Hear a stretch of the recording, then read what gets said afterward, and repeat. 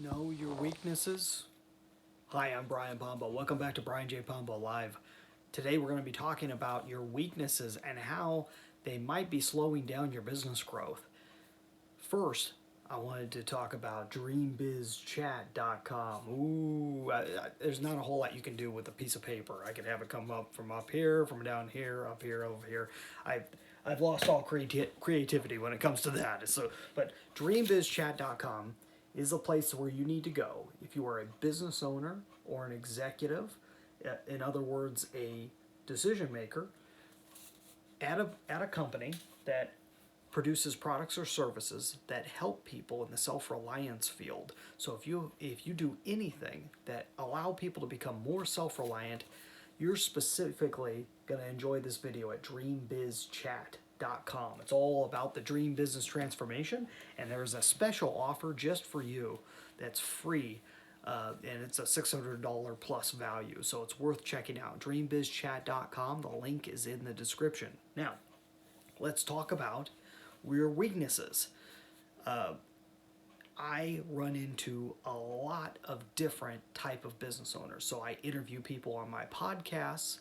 I have clients. I have prospective even more than my clients. I have prospective clients that I talk to over and over and over again. And one of the things we run into, one of the most common issues that business owners have, that executives have, people that are running companies to nowadays, if they at least at one point had a growing business, they tend to start slowing down or hitting their head on the ceiling when they come across this one issue. And this one issue is the same for all of them. They really understand their strengths. They know what they're good at, but they don't have it outlined what they're bad at. And if you don't know what you're bad at, you won't know how to outsource properly. So you won't hire the right people, even if you are hiring people. Sometimes you'll get to a point to where you're just not hiring anybody. But when you start hiring people, you won't hire the right people because you're not hiring your weaknesses off. And you need to. If you don't know your weaknesses, you won't hire the right people. You'll hire people that are like you, or people that make you feel good, or people that seem like they're going to do a good job based on their resume. And you're not hiring for somebody that is bringing something to the table that you don't have. And this is why oftentimes you'll see some of the original employees that end up sticking with it are yes men. You know, the proverbial yes men, the people that just, they go along with everything you say. They're nice and easygoing about it. Really, they're cursing you behind the scenes, and you'll find out eventually that they're all plotting your death behind the scenes. But they're nice to your face.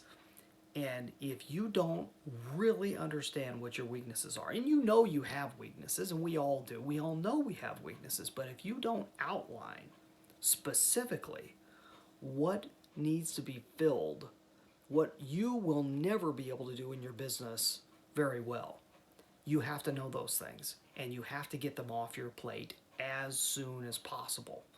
And I don't care whether you're hiring people, I don't care whether you're automating it, you're finding a piece of software that can do it where you weren't able to do it. I don't care if you are finding a service that provides it for you. You automate it via somebody else. Or hiring a contractor. I mean, who says that? And then maybe it's a contractor that comes into your office, but who says they need to be right there as long as they're getting the job done? What are you good at and what are you bad at?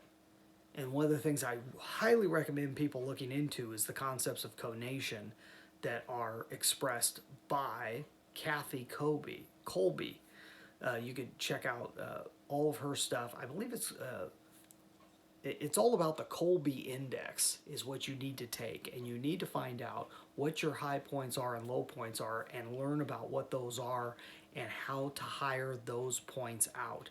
So conation really helps you to determine what people are good at in their work mode, what their striving mode is, because it's a completely different thing than just your personality. You know, you got personality tests that you can take. It's not just about a personality. It's not just about your knowledge. It's not just about what you have on a resume and what your knowledge base is and what degrees you have. It's not about that. It's more about what do you have a natural knack for, that you have always had a knack for and you always have really good feelings about doing, versus the parts of your business that are like, it's tough to do. It's just tough to do because it's not natural. You need to hire those things out ASAP, because there are people out there who want to do those things. They will do those things oftentimes for a lot less than you think that they would. You just need to be able to find them. But if you don't know your weaknesses, you won't be able to get past it. And like I'm saying, overall, it's one of the biggest hurdles for a business owner to get through, is to really realize what their weaknesses are. Like down deep, what are the things that they just, no matter what, will never be good at? The one thing that I found for myself over the past probably 3 to 5 years, past 3 to 5 years, I've gotten better and better every single year at finding more things that I suck at. I mean, honestly, I just go, why have I been trying to do this my whole life, this one function? And I can tell it doesn't jive. It doesn't feel right. It doesn't feel like it's working for me. And everything that I do runs in the opposite direction from that concept. There are people out there that can do it though. You've got to be, but you can't find them, and you can't find a solution if you think that you have to do it all. And a lot of solopreneurs, a lot of people that start out in business on their own and are in business as a one-person show for years and years and years, have a tough time breaking free from that. Yes, in the beginning, you've got to do it all on your own. You just don't have the ability to do otherwise in most cases, unless you're really good at finding good people and having and plugging them in to helping you out. You're gonna have to do it on your own. But you have to grow past that. Otherwise, your growth will always be stunted in terms of your income for your business. So hopefully that's helpful to you. If you like to be able to find more tips like this and really think these things out a little bit more in depth, go check out brianjpombo.com. You can see all of our past videos going all the way back last year. We're getting really close to our year-long anniversary, so we're going to have 300 plus videos here pretty soon. So keep an eye out for that.